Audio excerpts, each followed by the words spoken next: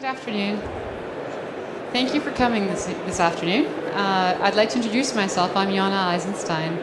I'm the Managing Director of Videology UK, and you're probably wondering why I'm not speaking with a deeper voice and I'm not Ryan, so I have to apologize for my colleague Ryan Jamboretz, who was supposed to be here originally and he was called away on a travel commitment. So I hope that's not too worrying for yourselves. The content is the same, and hopefully I'll justify the delivery as Ryan can.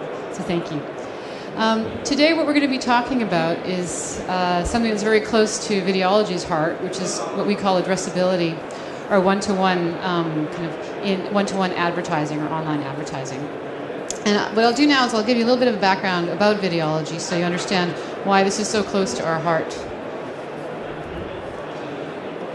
Videology is fundamentally, it's a technology that maximizes value for advertisers. And the way that we do that is originally we started off focusing in video, and we're basically a demand-side platform that uses programmatic buying and to provide ad decisioning across multiple audiences to deliver the best results for our clients, our advertising clients. It's all about being able to take real-time data and apply that in a very efficient and effective ad decisioning format. The company itself was founded in 2006 by Scott Ferbers, who is the founder of advertising.com. So I don't know if you remember ad.com, but very much the DNA around ad.com was also all about optimizing, using algorithms to optimize supply and demand, or sort of a decisioning reaction. And that's very much been the ethos that's carried on into Videology. Videology itself in the UK was launched in December 2010, and we're now in our third year of operations, and we've been growing from strength to strength. As a business as a whole across the world, we'd like to think of ourselves as one of the largest video DSPs. We work together with all of the 6 large trading desks. We also, in the UK itself, we have a 30% market share that we've gained over the last 3 years of operations, and that's across the video advertising market. In terms of scale, I don't know if many of you are familiar with the video market, video advertising. Some of you, none? A little bit? No?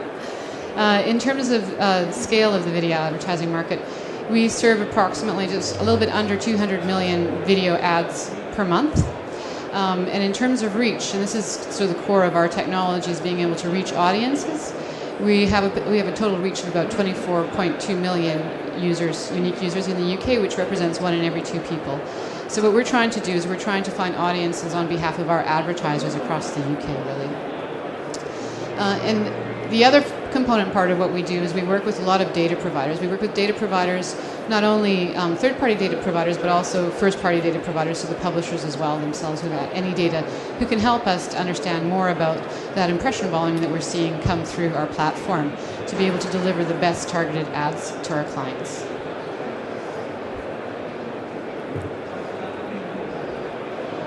So coming on to the next part, which is addressability. And addressability is really the subject matter that we wanted to speak about today. If you take a step back and you look at addressability, and you're hearing a lot of big buzzwords out there, big data, one-to-one, what does this all mean? Well, if you look at what's happening in the market, first of all, if you look at what's happening, what users are doing, 1 minute in the web, and I find these stats pretty exciting and pretty incredible. 1 minute in the web, Google will get 2 million search requests. Twitter users are sending 100,000 tweets just in a minute alone. YouTube users are loading up 72 hours of video in 1 minute alone. 47,000 app downloads are being used. All of these things are data rich. All these activities carry data around them. They carry data about the content, they carry data about the time, the place, how it's being used, how it's being consumed. And that's really what all this big data is about. There's a lot going on. In addition to that, if you look at some of these big players here that we've listed, so Facebook, Acxiom, Nielsen, all these guys are actually working together. In fact, we're working also with Nielsen. And it's all about how to manage and interpret and use that data that we're seeing kind of all over the web. People are using it. What do we do with it? And that's definitely something that is at the pinnacle of everybody's thoughts right now around online advertising. And if you take it a step further, and if you look at, well, there's not only a lot of data, but we're also starting to get really smart about what and the context and how that data is being used. So right now we've got multiple devices. And we can understand and we can get that data through multiple devices. So we know what sort of devices they're using depending on the type of day on average. Early morning mobile, then you move into work and you use your PC. Late evening tablet as you're relaxing and you're searching, you're either viewing some content or you're looking to acquire something. And they're all different usage patterns and habits that help us understand a little bit more about that user. So there's a lot. So what does that all mean to us, and how do we interpret that? Well, there's a lot of data, we know that, and there's a lot of different elements and different times that we can understand and use that data. And that's really what, for us, addressability is about. And if you look at what addressability is, and if you look at kind of the history of how targeting has happened, you look at the first part, which is we used to, and we still do today, we target audience segments via content. And that's really, if you're going out and you're saying, right, I want to reach males, so I'm going to go to AutoTrader and I'm going to target them on AutoTrader. That's contextual targeting. That's something that we've been using a lot of over the past years, and it's been proven to be quite efficient. The next step further, and this is something what we do with our clients, is to offer one-to-one addressability, and that's kind of taking the next step. So from the previous slide where we saw there's a lot of data out there and there's a lot of opportunity to understand what that data means, you're able to take that and turn it into an addressable model. So it's basically being able to target the right person at the right time in the right environment. So no longer do we need to aggregate and assume based on a contextual perspective, but we can now take data and understand, oh, that's a male, 18 to 25. They have certain behavioral kind of qualities. They like sports, or they're fans of fishing. Things like that allow us to understand a little bit more about that impression and become that much more targeted and become that much more efficient in terms of what we're addressing and sending to our clients, to the audience. And this addressability is really, really important, but the last point that is really important to us as well, and I think is important to our clients, the actual brands, is that actually people buy products. It's not just about being able to target one-to-one online, but it's really what happens after you've targeted everybody online and you move to offline. And that's when what we're trying to do, and what I think is really exciting, is when you can bring online addressability with offline results. And that really provides, first of all, kind of the aspiration of everybody is to understand how efficient was my campaign, what sort of results and what sort of ROI did it bring. But it also allows you to understand a little bit more about the audience and the consumer group that are viewing these ads and their reactions around them. And it should provide insight to the brands around who actually is looking, who actually is clicking, who is actually acquiring. Are my targeting criteria correct, or are there any different kind of any different types of trends that I should be looking for? So it's really when you can add on the offline piece to the online piece, it gets really very exciting. Now, to do the one-to-one marketing, so if we move now from just having a segment-based targeting, and if you're looking at, first of all, to do the one-to-one addressable type of targeting, we believe strongly that a data-agnostic approach yields the best results. And what that really means is that it means we work with multiple data providers. And I think that's probably a very good industry benchmark, industry standard. You work with multiple data providers who provide you with multiple types of data about that impression that they see. So here you have examples of the different types of data that you might be able to get from all the different data providers. And the data providers could be here, like we've listed here. These are what we call third-party data providers whose business is to amass data and basically sell it on to third parties like us. But also publishers can provide you with that sort of data. Advertisers can provide you with that data. So there's a proliferation of data out there. And then what you can do is you have an understanding about the profile of that impression. And then based on that, you can apply technology to create segments or to create kind of the audiences that you're looking for and target against those audiences. And really that's what we term as one-to-one addressability, is being able to pull all these different pieces of data together and be able to build audiences that are consistent with what the advertisers are looking to reach. So that's the first part. And the second part that we were talking about, which is what I call closing the loop, and this is marrying online with offline. And this gets really, really exciting, because then not only can you go out and target your audience in a very efficient manner, being able to be very, well placed in terms of which impression you're serving to, but then you can also move it backwards and then follow those users into the offline world to understand what happened after they saw that ad. So that's really what everybody is after, is to understand what behavior that's driving. And here you can see there's 3 products, or the 3 examples of what we call a product that we run, which is called Sales Score. And that's really partnering together with offline data providers to understand what's happened after that actual campaign has run. So in the first case, we have an example of a laundry care advertiser where we ran a campaign across a control group, across an exposed group and a control group. And we ran it in partnership with Kantar. Now, I think, are you familiar with Kantar? Is anybody familiar with Kantar? Kantar, these are all examples of US case studies here. We're going to be launching our first one in the UK very shortly.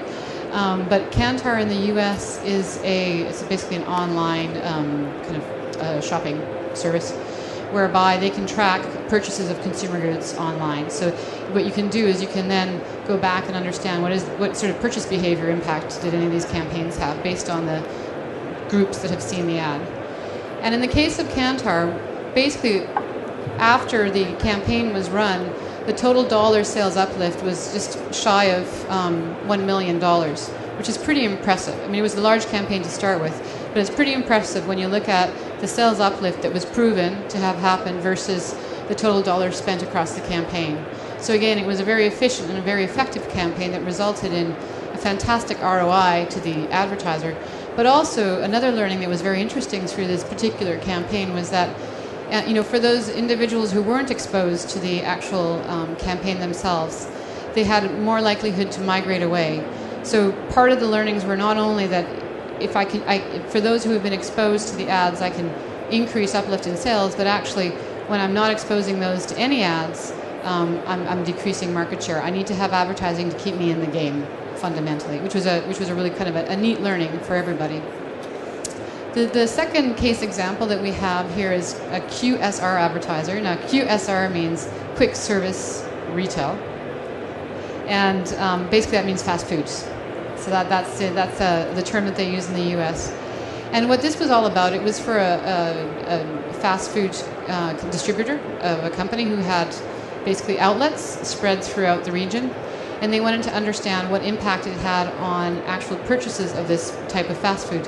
We worked together with MasterCard in this instance, and MasterCard were able, because the outlet was a specific outlet, they were able to track and understand out of the exposed groups how many of those resulted in actual, purchases of this fast food down the chain, down the funnel. And here you can see the results were pretty impressive. Total sales uplift was, again, 1.5 million on top of the dollars spent, which is about $500,000 in terms of investment. So again, the ROI for the advertiser was pretty significant, 300%, over 300% ROI. And the last sales score example that I'll go through, which is really very interesting, is from the automotive sector. So it's very typical and very easy for us to prove kind of sales uplifts from fast-moving consumables, so FMCG type of foods. But when it comes to automotive, that's a little bit trickier. That's a long-term, long-cycle purchase. So how do you prove this? And in this case, we ran again video ads alongside TV ads, alongside multiple different types of ad formats. And we ran the actual study over a course of months, and we ran the study in conjunction with Polk and Correlate. Now, Polk and Correlate are offline auto specialists. So they basically track auto sales, types of auto sales, auto renewals. They have a very large database, everything around automotive. And we worked together with them, and we worked to understand what was the behavior of the viewers after they had seen the ads, control and expose. And again, after the exposure, we saw and we proved, which is in automotive quite difficult to prove, a dollar sales uplift in terms of purchases of the actual autos further down the cycle. So just to give you an idea, the length of this study was 6 months. I mean, it takes quite some time to purchase a car. And those exposed units were, you could show here that there was a direct impact in terms of being exposed to those ads to having purchased that particular car. And then in addition to this, so I think that was really insightful, but in addition to this, what the study did do is it actually provided a whole lot of competitive data as well.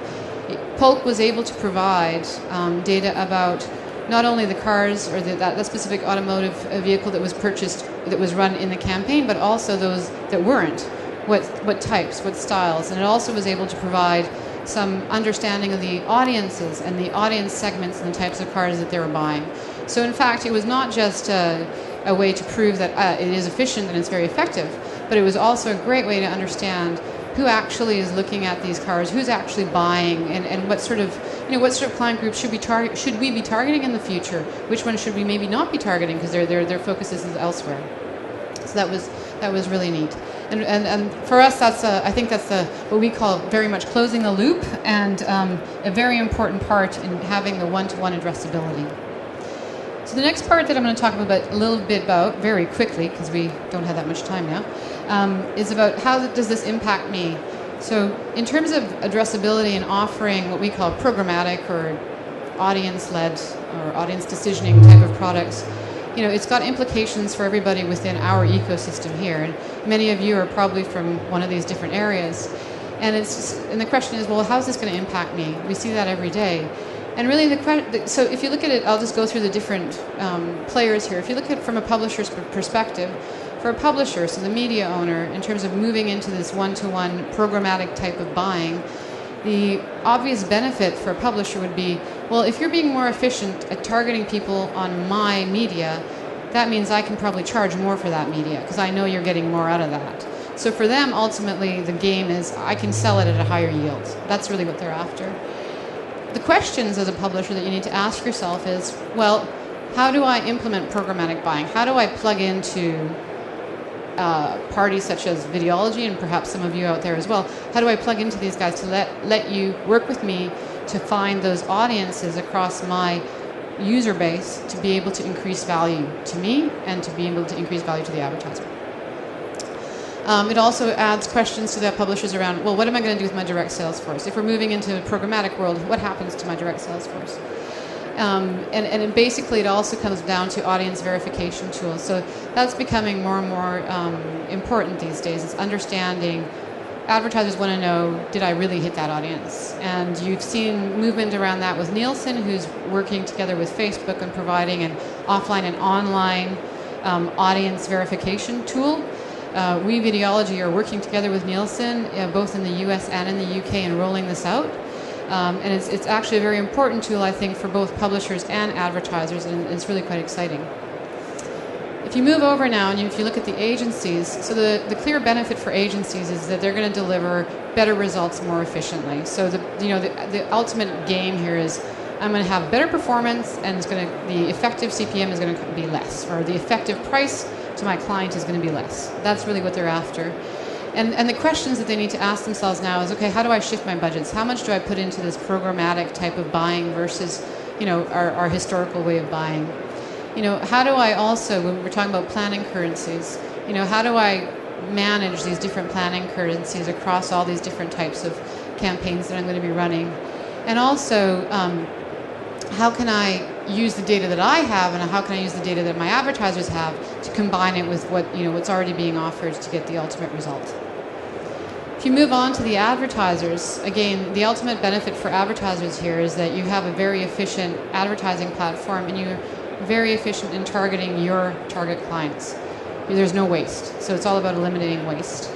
It's also about gaining some insight around who is interested in your product. So if you look back at the example that we had around closing the loop, where you can marry online with offline data, and it gives you an understanding of who is actually watching and who's actually looking and clicking and buying, it gives some great data for advertisers to include in their CRM activities. And then the questions for an advertiser that ultimately are going to come out and bubble out of this is really, how do I use my own data to complement, to integrate into this? Based on that, where do I spread my advertising to? What sort of media is the best place for me to spread my advertising to? How does it work best for me? Sometimes there's a question now, DMPs, so data management platforms. There's a little bit of a fear across advertisers around, do these data management platforms, are they getting to know my customers better than me? So it's all about, what's your data strategy around that? And then, of course, closing the loop on sales, which is what we've talked about earlier on. And the last, and I think the very most relevant, and actually the core part of the whole discussion is the consumer. I mean, ultimately for the consumer, the benefit should be that they're getting more relevant content. Not necessarily advertising, let's just say content. They're going to be shown more relevant content, something that they understand, they want to see, and that they're happy to see. That's ultimately the objective here. And coming along with that, and that's something we in the digital industry have been seeing a lot of, is discussion around, well, that also comes with privacy concerns, and how do we regulate and moderate our market? It's a very young market, it's a very immature market. How do we evolve that and grow that? So I think that's a question for all of us in this room as well, is how do we professionally and very responsibly grow our ability to continue to target based on the tools that we're using. So that's really a summary of what one-to-one addressability means to the key stakeholders. And as a summary here, I just wanted to say that the last point around addressability is that we really believe that addressability is the fuel, is really driving fuel for the convergence of media spending. It's allowing us to marry different types of media together, offline, online, video, display, mobile, everything, because you can consistently target an audience across device, which is very strong. And that's really the where. You can also consistently target people during the day, how they're managing their lives, which is really the who. In terms of addressability, I think the ultimate ambition and goal, and certainly the results that we have seen, is that it enhances performance. If you are accurate in what you're doing, if you're more targeted in what you're doing, your performance is going to grow. And the last point, which is really, really important, is also it provides you with some great insight about those audiences. And maybe some of those audiences are right, and maybe some of those audiences aren't so right. And it provides you some really fantastic insight. And that's really our view on one-to-one addressability. And also you have on your seats, some of you have them in your hands, some of you are sitting on them, but we've got some material here that gives you a little bit more information in terms of metrics and results about the video market, and specifically how audience addressability, one-to-one targeting impacts results. So you've got some examples here of results. And we also have something we're calling video convergence, which talks a little bit about the where, and it's about the impact of having convergence across media platforms and the impacts of that and the benefits of that. So, I didn't go through all the detail, but you certainly have some more here if you're interested in reading a little bit more about the results. And now I'll open it up to questions, if there are any.